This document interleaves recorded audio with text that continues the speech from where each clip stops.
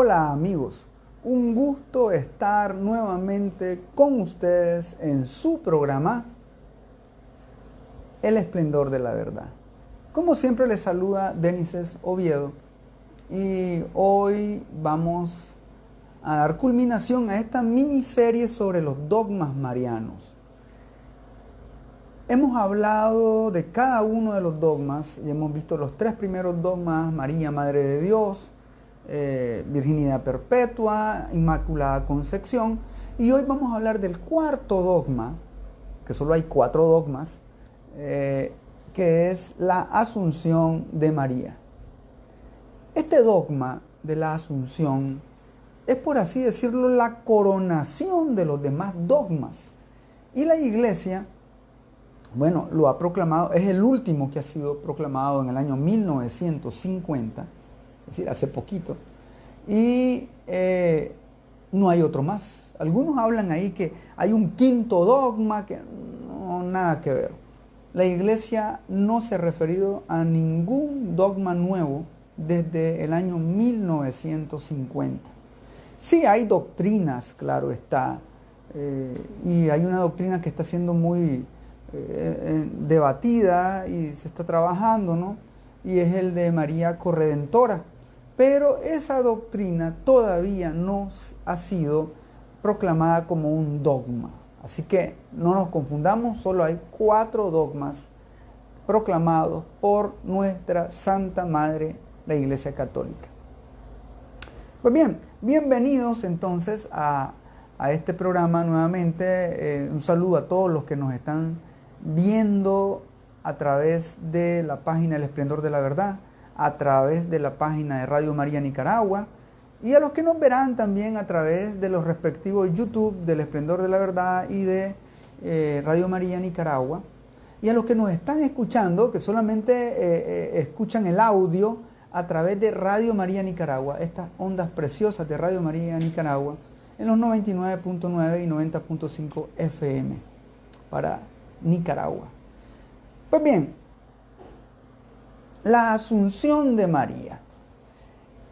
Hay algo muy particular en este dogma, y es que, a diferencia de los otros dogmas, existe una, por así decirlo, escasa referencia bíblica, y algunos podrán decir, entonces no es bíblico. Bueno, directamente en la Biblia no aparece la Asunción de María. Estemos clarísimos de eso. No vamos a engañarnos. No. Pero la tradición de la Iglesia, y sobre todo los santos padres y grandes doctores de la Iglesia, tanto en sus homilías como en sus disertaciones dirigidas al pueblo de Dios, hablan de la Asunción como un hecho, oígase bien, un hecho ya conocido y aceptado por los fieles. Y es así como los padres de la Iglesia han aceptado y han, mejor dicho, explicado que lo que se conmemora en la solemnidad de la Asunción de María no es solo el hecho de que el cuerpo sin vida de la Virgen María no esté sujeto a la corrupción, sino también se celebra con la Asunción el triunfo sobre la muerte y su glorificación, a imitación de nuestro Señor Jesucristo. Recordemos que nuestro Señor Jesucristo nació como todo ser humano. Al nacer adopta una naturaleza humana, pero ya nuestro Señor Jesucristo tenía una naturaleza divina que le precedía. Adopta también entonces la naturaleza humana, y es por eso que es verdadero hombre y verdadero Dios. Posee ambas naturalezas, la humana y la divina. Pues bien, así como Jesús estuvo sujeto a la muerte, ¿cómo es eso que estuvo sujeto? Pues recuerden que Jesucristo murió. O sea, no es que Jesucristo en la cruz tuvo un desmayo y después se despertó. No, absolutamente que no. Jesucristo, nuestro Señor Jesucristo, murió en la cruz y a los 3 días resucitó. Esa es una verdad de fe. Eso está en el credo. Y eso todos nosotros los cristianos lo creemos. Todos. Si usted no cree en eso, entonces no es cristiano. Como dirá San Pablo, vana sería nuestra fe si no creyéramos en la resurrección de Cristo. Y es por eso que la iglesia proclama la muerte, pasión, muerte y resurrección de nuestro Señor. Y de esa misma forma, la Virgen Santísima, dirán los padres de la iglesia, a imitación de su único Hijo, nuestro Señor Jesucristo, también sufre una muerte terrena. De esto vamos a explicarlo más adelante, porque algunos comienzan a preguntar y a decir, bien, pero algunos dicen que la Virgen no se murió, sino que se durmió, no hablan de la asunción, sino que la dormición. Bien, ya vamos a explicar esto. Les decía que en la Biblia no aparece absolutamente nada referente a la muerte de nuestra Santísima Madre, la Virgen María. Esto llama mucho la atención. Pues no debería llamarnos la atención en realidad, porque hay muchos grandes personajes bíblicos de los que no se habla de su muerte o cómo murieron. Y esto no quita méritos a que sean grandes hombres, grandes profetas, grandes santos de Dios. Pues no. Porque lo más importante no es cómo murieron, sino lo que hicieron en vida. De igual forma nosotros, lo más importante no es cómo morimos, dónde morimos y cómo nos festejaron nuestra muerte. Eso no es lo más importante. Lo más importante es cómo vivimos aquí en este mundo. Y la Virgen Santísima dedicó toda su vida, mente, alma, corazón, cuerpo entero, completamente a Dios. Y es por eso que los padres de la iglesia, como San Juan Damasceno, que vivió entre el 675 y 749 de nuestra era, San Juan Damasceno es el más ilustre transmisor de la tradición de la Asunción. Y él compara la Asunción de nuestra Santa Madre, la Virgen María, la compara con los demás dotes y privilegios. Y él, con una elocuencia bellísima, dice al respecto, y cito, convenía que aquella que en el parto había conservado intacta su virginidad, también conservara su cuerpo intacto después de la muerte, libre de corruptibilidad. Convenía que aquella que había llevado al Creador como un niño en su seno, tuviera después una mansión en el cielo. Convenía que la esposa que el Padre había desposado habitara en el tálamo celestial. Convenía que aquella que había visto a su Hijo en la cruz y cuya alma había sido atravesada por la espada de dolor, del que se había visto libre en el momento del parto, lo contemplara sentado a la derecha del Padre. Convenía que la Madre de Dios poseyera lo mismo que su Hijo y que fuera venerada por toda criatura como madre y esclava de Dios.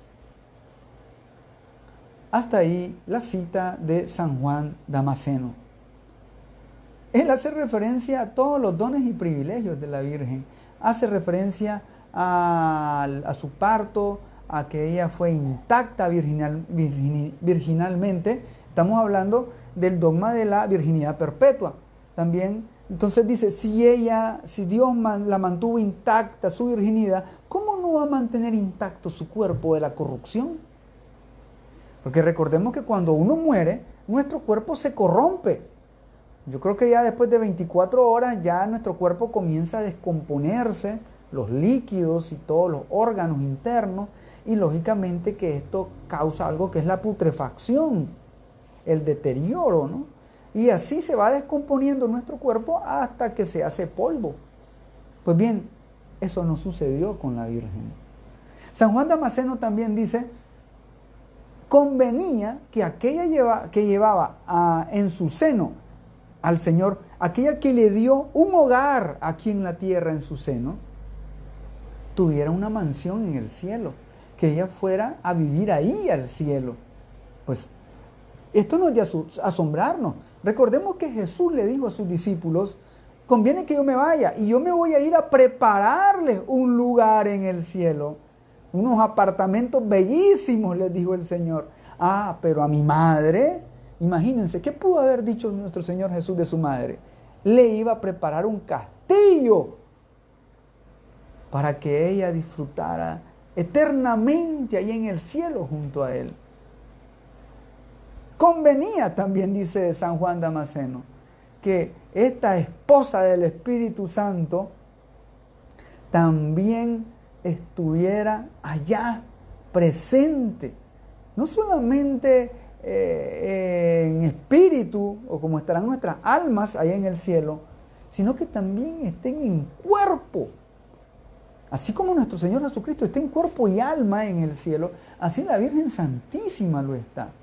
Convenía también, dice San Juan Damasceno, que aquella que estuvo al lado de Él en la cruz, junto a la cruz, esto lo afirman todos los evangelios, ella que fue traspasada, su corazón fue traspasado por aquella lanza dolorosa, ella es conveniente que esté junto a su Hijo, que está a la derecha del Padre. Y entonces ella debe estar ahí, al lado de su Hijo también. Ah, pero algunos dirán: sí, pero eso no lo dice la Biblia. Ah, pero la Biblia da muchas referencias. Por ejemplo, la Madre del Rey en los Salmos, que se sienta a la derecha del Hijo y que está ahí presente. Todos los santos han confirmado que la Virgen se encuentra junto con Jesús. Ya San Juan Pablo II decía: hay una unidad íntima de los corazones de Jesús y María que se inició en la concepción de Jesús. Cuando María concibe a Jesús en la Anunciación, ellos se unen tanto en carne, en cuerpo y sangre, y en alma también podemos decir, porque los corazones de Jesús y María latían unísonos a la misma vez. Y de igual forma estos corazones, dice San Juan Pablo II, siguen latiendo en la eternidad, en el cielo, juntos. Y muchos otros santos lo afirman también. Por ejemplo, San Germán de Constantinopla, otro padre de la Iglesia, él vivió para los años 634 a 730 de nuestra era, es contemporáneo de San Juan Damasceno. Él decía que el cuerpo de la Virgen María, la Madre de Dios, se mantuvo incorrupto y fue llevado al cielo, porque así lo pedía no solo el hecho de su maternidad divina, sino también la peculiar santidad de su cuerpo virginal. ¿Qué tiene que ver esto? Claro, recordemos que si la Virgen en su cuerpo fue virgen, fue preservada sin mancha, sin materia de corrupción, entonces también hay incorrupción para todo su cuerpo. Por eso dice San Germán de Constantinopla: tú, según está escrito, te muestras con belleza y tu cuerpo virginal es todo santo, todo casto, todo morada de Dios. Todo lo cual hace que esté exento de disolverse y convertirse en polvo. Y que, sin perder su condición humana, sea transformado en cuerpo celestial e incorruptible, lleno de vida y sobremanera glorioso, incólume y partícipe de la vida perfecta. Y es que en realidad, si nuestro Señor Jesucristo por ejemplo, nuestro Señor Jesucristo resucitó con su cuerpo glorioso. El cuerpo de nuestro Señor no tuvo corrupción, porque alguien tan santo no puede corromperse. Incluso existen muchos santos dentro de nuestra Santa Iglesia Católica. Lógicamente son una minoría con respecto a la gran cantidad de santos, pero una posible manifestación de santidad es la incorrupción. Hay muchos santos, tanto hombres como mujeres, que se han entregado tanto a Dios, que se han dado por completo en cuerpo y alma, que Dios los ha preservado de la corrupción. Es decir, están incorruptos. Y hay muchos casos. Hay algunos que tienen parcialmente incorrupción, de repente es el rostro el que está incorrupto. Hay algunos otros que tienen ciertas partes del cuerpo. Hay algunos que están completamente incorruptos, como es el caso de Santa Bernardita. Hay otros que ya no puede apreciarse todo su cuerpo incorrupto porque ya lo han dividido en pedazos y se veneran partes del cuerpo por todos lados en todo el mundo. Otro día vamos a hablar un poco sobre los cuerpos incorruptos de los santos. Pero bien, en el caso de nuestro Señor Jesucristo, su cuerpo, cuando resucita, es su mismo cuerpo. No es cosa de que era un cuerpo que aparentaba que era solamente luz. No. Cuando Jesús resucita, les dice, denme de comer. O sea, él tenía cuerpo, podía comer.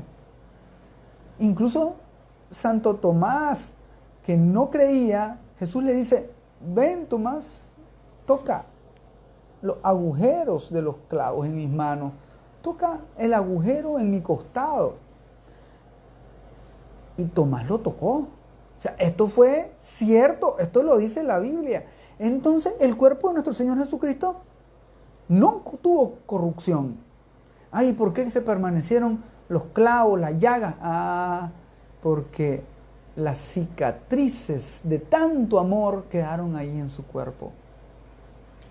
A veces a nosotros nos quedan cicatrices también. Cuando damos lo mejor de nosotros, cuando nos esforzamos, cuando trabajamos duro, cuando amamos inclusive, hay cicatrices. Y Jesús se queda con las cicatrices para mostrarnos que Él es un Dios que ha quedado marcado con cicatrices de amor. Y así se le aparece a Sor Faustina Kowalska con las marcas, ¿no?, en la imagen de la Divina Misericordia. Pues bien, de igual forma, la Virgen Santísima fue preservada incorrupta. Inclusive ella no pasó 3 días en el sepulcro. Claro que no. La tradición cuenta de que una tarde, esta es una tradición, ¿verdad? Una tarde la Virgen Santísima ya sintió que ella ya iba a dejar este mundo y ella tranquilamente cerró los ojos y se durmió. Algunos dicen, es que se durmió entonces la despertaron. No, es una forma de decir, ¿no? Ella dejó de existir terrenalmente. Es decir, ella murió. ¿Y cómo que murió? Y no es que no murió. Sí, ella murió. Así como Jesús murió, la Virgen Santísima también experimentó la muerte. Pero su cuerpo no experimentó corrupción. Eso es muy diferente. Su cuerpo queda intacto. Y es llevado, es asunta. Esa es la gran diferencia entre la ascensión de Cristo, que Él asciende, Él solo, por su propio poder, asciende, sube a los cielos. Mientras que la Virgen, como no es diosa, no es divina, ella es de naturaleza humana, como usted y yo, ella es asunta. Es decir, Dios la sube al cielo. Y por eso que en las imágenes aparece la Virgen, ¿no? Elevada en los cielos por los ángeles. Bien, eso es parte de la tradición. Y todo esto se sustenta, y todos estos argumentos y consideraciones de los santos padres de la Iglesia apoyan esta verdad de fe. Así como se apoyan siempre en la Sagrada Escritura, recordemos que han habido casos de profetas, santos, hombres santos. Bueno, hay poquísimos casos, pero sí. Voy a citar, por ejemplo, el caso de Elías, que Elías fue elevado en una carroza, dicen, que hacia el cielo. Es decir, puede decir que él fue llevado en cuerpo y alma al cielo. Elías, un profeta de Dios, imagínense.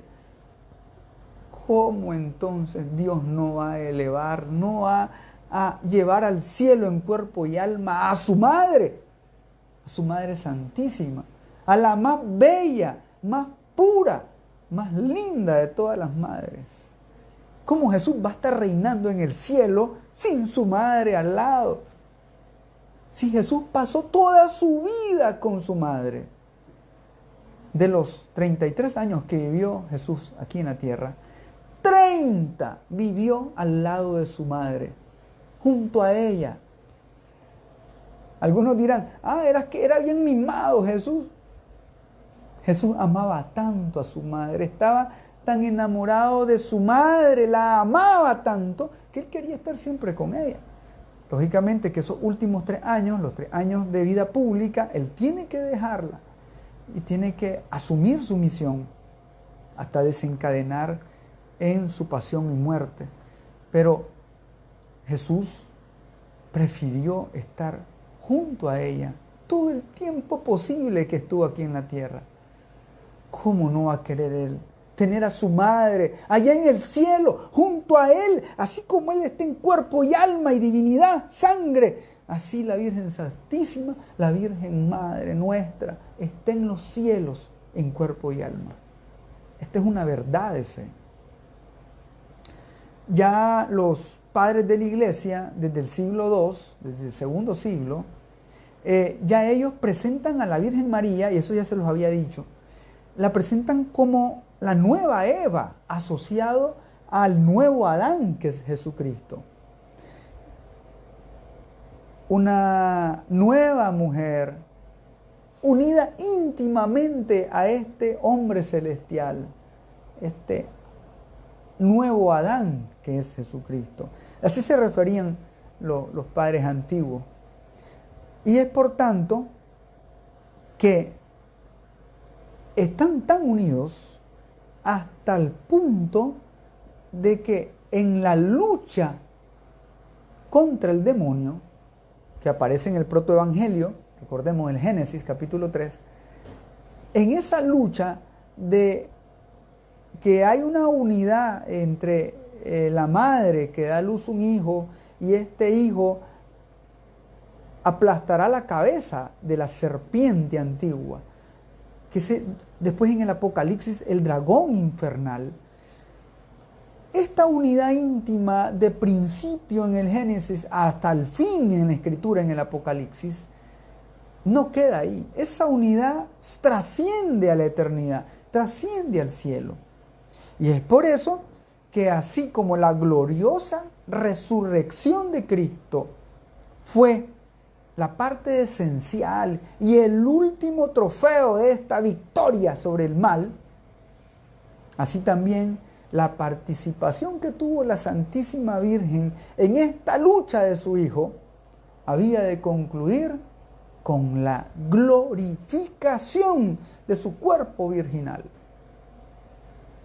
Ya que, como dice San Pablo en su primera carta a los Corintios, capítulo 15, versículo 54, y cuando este ser corruptible se revista de incorruptibilidad, y este ser mortal se revista de inmortalidad, entonces se cumplirá la palabra que está escrita: la muerte ha sido devorada en la victoria. Palabra de Dios, te alabamos, Señor.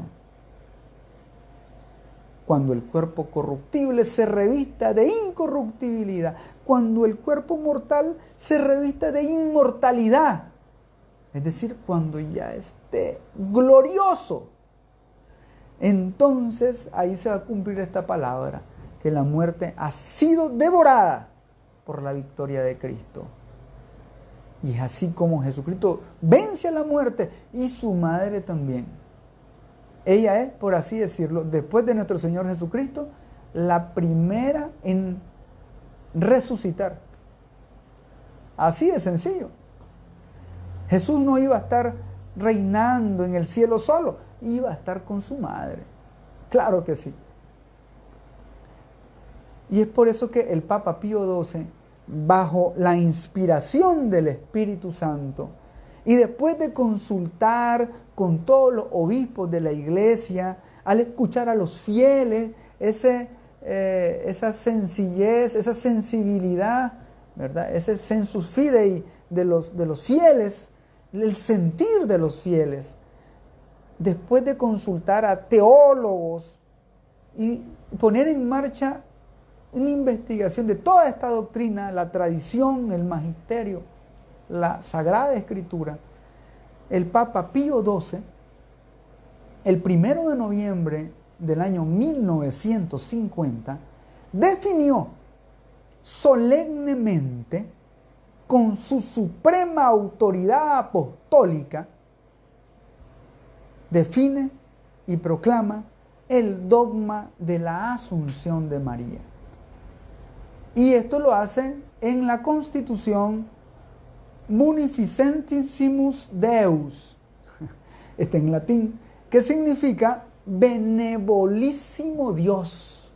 O sea, un Dios buenísimo, un Dios tan bueno, eso quiere decir esta Constitución. Y ahí proclama, y dice lo siguiente, cito el texto: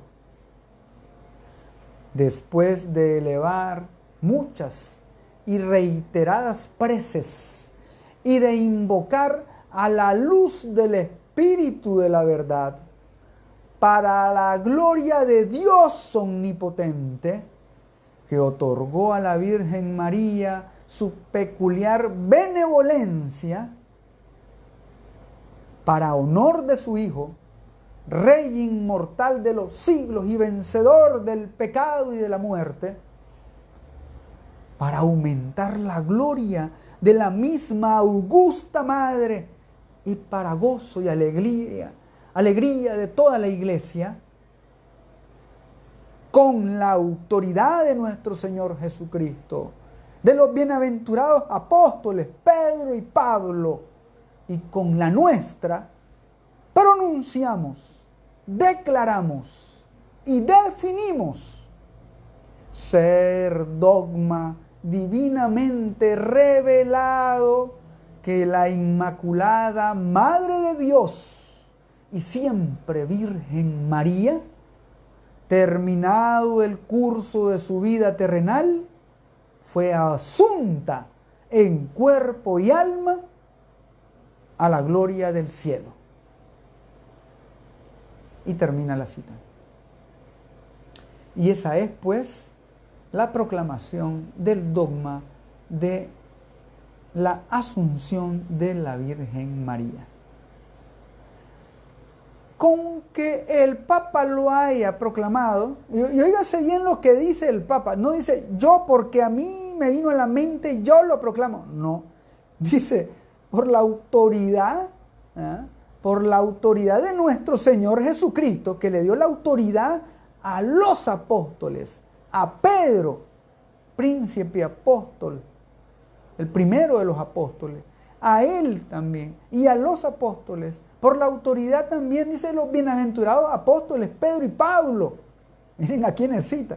Y también dice por la autoridad nuestra, Él está hablando de los sucesores de los apóstoles.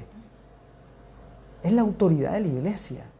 Y eso a mí me basta para creer.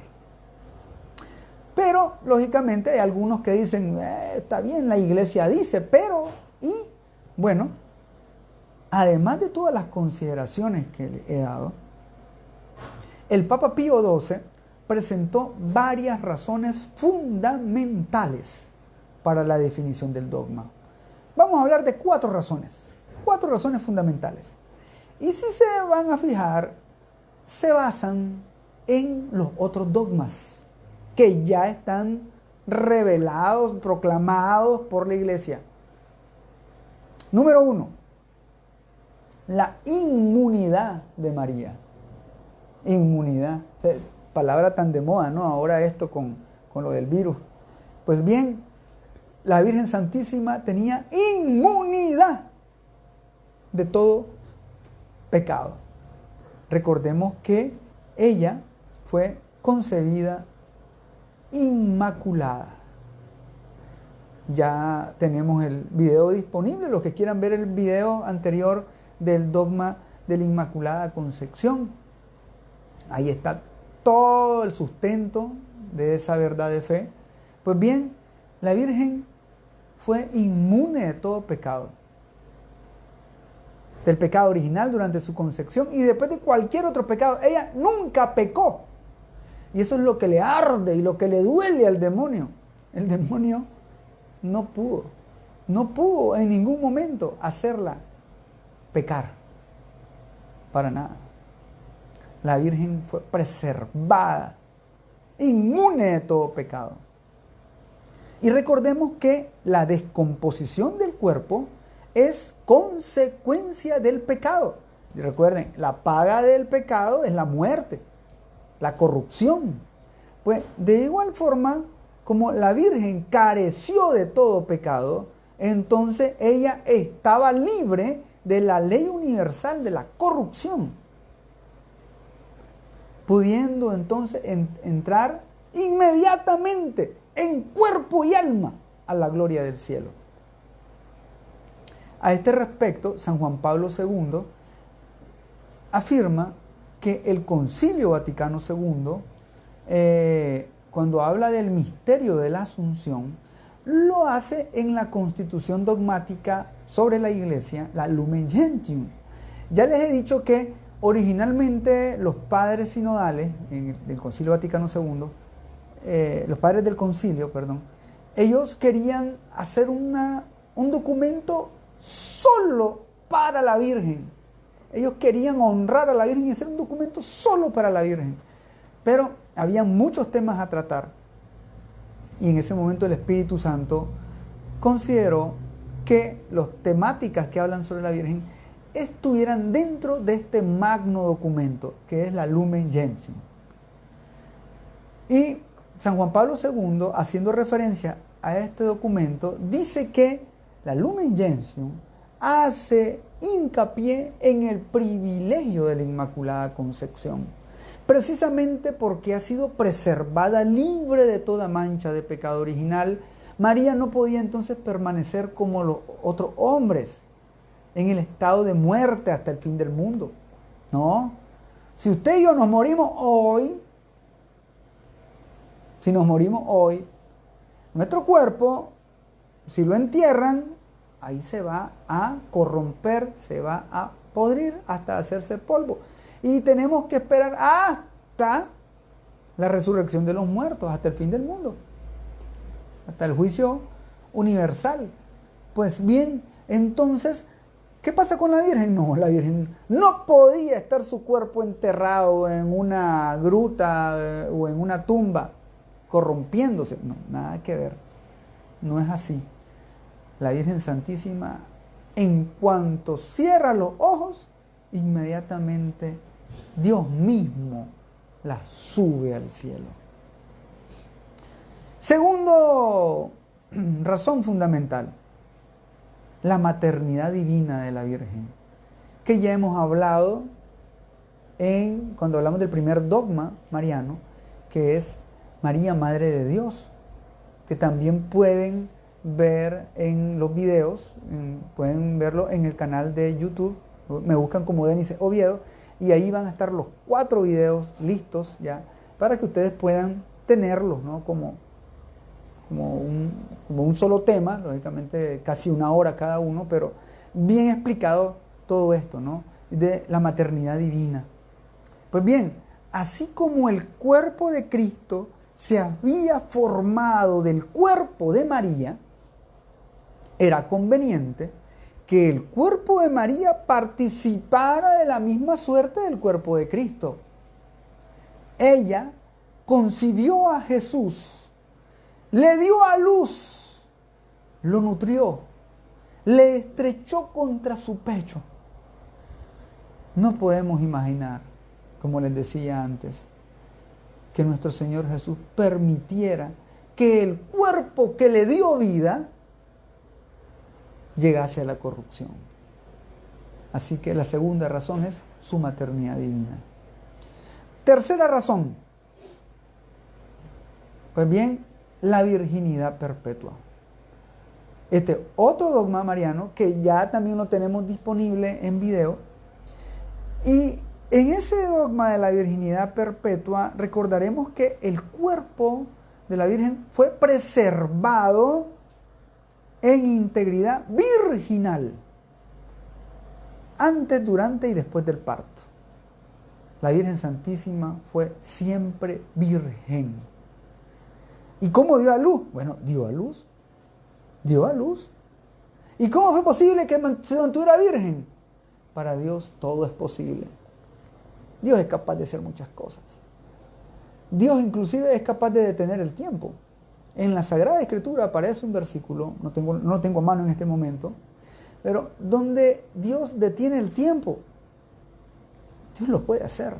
Dios es el Rey del universo. Nuestro Señor Jesús es el Rey del universo y por lo tanto Él puede hacer lo que Él quiera. Tiene el poder para hacer cualquier cosa. Resucitó, venció la muerte. Cuando estuvo aquí en vida, nuestro Señor Jesús multiplicó los panes. Dio de comer a 5,000 solo con unos cuantos pedacitos de pescado y pan. Es Dios. Dios puede hacer lo que Él quiera. Dios puede hacer cualquier milagro. Solo debemos creer. El problema está en que muchas veces creemos que todas esas cosas son mitología o es mentira. No, eso no es cierto. Cuando a veces yo predico sobre estos milagros de Jesús, hay mucha gente que incluso ha escuchado, hasta teólogos diciendo, de que todos esos milagros fueron imaginativos, que en realidad el gran milagro fue que la gente compartió de lo que andaba y comenzó a sacar de su bolsita y le dio a comer a un montón de gente más. No es cierto. Nosotros, ¿por qué no creemos en la palabra de Dios cuando la palabra de Dios nos dice que Jesús curaba, sanaba, hacía ver a ciegos, hacía caminar a paralíticos, dio de comer a multitudes? ¿Por qué no podemos creer? En el principio de la Biblia dice, en el Génesis, no existía nada. Y Dios lo hizo todo. ¿Cómo entonces no vamos a poder creer que conservó pura y virginal a su madre? Y que conservó su cuerpo incorrupto también. Pues tendríamos que tener una mente muy chiquita y una fe mucho más pequeña que el grano de mostaza para que nos cueste creer. Así de sencillo. Bueno, ya hemos hablado entonces de 3 razones. La inmunidad de María, su inmaculada concepción, la maternidad divina, María es madre de Dios, la virginidad perpetua, María es siempre virgen, y la 4ª razón es la participación de nuestra Madre Santísima, la Virgen María, en la obra redentora de Cristo. Nuestro único redentor es nuestro Señor Jesucristo. Pero la Virgen es la madre del Redentor. Y por su íntima participación en la obra redentora de su Hijo, después de consumado el curso de su vida sobre la tierra, recibió el fruto pleno de redención. ¿Y cuál es ese fruto pleno de la redención? Bueno, ni más ni menos que la glorificación de su cuerpo y de su alma. Así de sencillo. Así de sencillo. Les decía que la Virgen, una vez que termina, ¿verdad?, su vida sobre la tierra, y voy a especificar más aún, cuando me preguntan, entonces si terminó su vida sobre la tierra, ¿la Virgen en realidad murió o se durmió? Bueno, la tradición habla de la dormición, pero viene siendo lo mismo. ¿Cómo es eso? O te dormís o te morís, no es lo mismo. En el caso de la Virgen, pues sí, ella se durmió, dejó de respirar y quedó en un sueño profundo. Y cuando abrió los ojos, ya estaba en el cielo, al lado de Jesús, su Hijo, con los ángeles, con los santos. Así fue. Ay, ¿cómo saberlo? Porque la iglesia lo dice. San Francisco de Sales dice al respecto, porque cuando decían, ¿y si la Virgen murió o no murió? Entonces, San Francisco de Sales decía, sí, la Virgen murió, pero la muerte de María se produjo como efecto de un ímpetu de amor. María murió de amor por su Hijo Jesús. ¿Y se puede morir de amor? Pregúntenle a tantos muchachos, ¿no?, que se mueren cuando los deja el amor de su vida. Pues bien, en este caso, el amor de una madre, el amor de un hijo, llega hasta unos confines inimaginables. Imagínense una madre terrena, cuánto ama a su hijo, que es capaz de dar su vida por su hijo, de tenerlo dentro de su cuerpo, y con los achaques y con los dolores a la hora del parto y con los sufrimientos que dan los hijos ya nacidos y después van creciendo y siguen dando sufrimientos a las madres. Pero aún así las madres aman y aman hasta la eternidad. Asimismo, nuestra Madre Santísima amó tanto, pero tanto a nuestro Señor Jesús,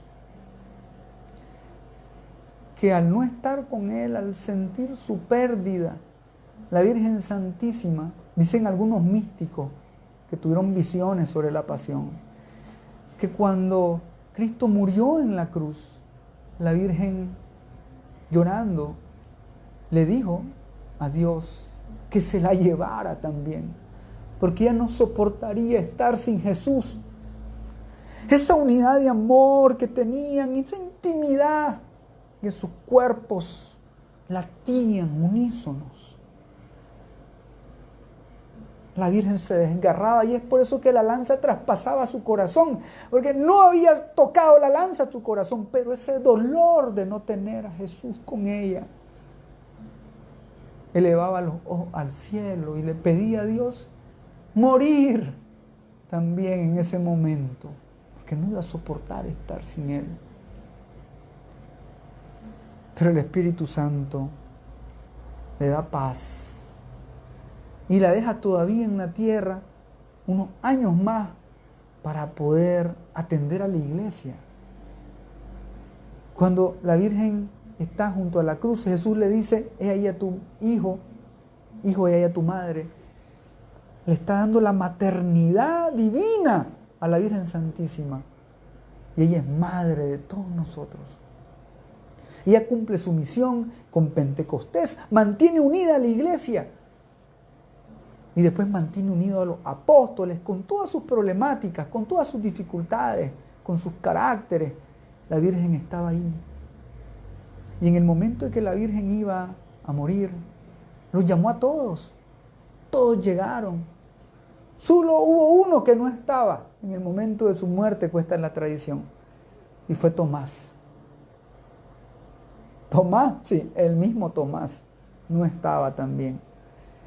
Y cuando llevaron a la Virgen a la gruta, llorando todos, ¿no? Volvieron tristes. Y Tomás no podía creer que la Virgen había, qué raro Tomás, no podía creer que la Virgen había muerto. Y cuando fue a buscarla, fueron todos los apóstoles y vieron y buscaron y no estaba su cuerpo. No estaba. La asunción de nuestra Madre Santísima es la victoria de Dios confirmada en María. Y también es una victoria que Dios nos asegura a nosotros si nos mantenemos unidos al Señor, a pesar de todas nuestras dificultades, a pesar de todas nuestras crisis, nuestros problemas, a pesar de nuestras ausencias, de nuestros dolores. La asunción es una señal y una promesa de la gloria que nos espera allá en el cielo, junto a Dios, Padre, Hijo y Espíritu Santo, junto a la Virgen, junto a los ángeles y los santos. Es nuestra esperanza. Y es por eso que nosotros creemos en la iglesia, creemos en la fe, en su doctrina, que nos dice que allá está la Virgen junto a Jesús, en cuerpo y alma, y nos está esperando a nosotros, que un día llegaremos, con la gracia de Dios, a estar contemplando cara a cara a Dios. Ya quisiéramos estar allá, pero para eso antes tenemos que morirnos. Pero vamos a morir en el momento que Dios quiera, cuando Dios así lo disponga. Lo que tenemos que hacer es estar preparados, esperando el llamado de Dios. Y mientras estamos esperando, estar como el buen servidor, teniendo las cosas en orden, viviendo una vida honesta, santa, una vida en que amemos a nuestros esposos, a nuestras esposas, a nuestros hijos, que les sirvamos al prójimo, que asistamos a nuestra iglesia, que vivamos en comunidad, que oremos y mantengamos la fe, la esperanza y la caridad.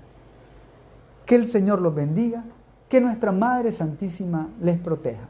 Y recuerden que conocerán la verdad y les hará libres.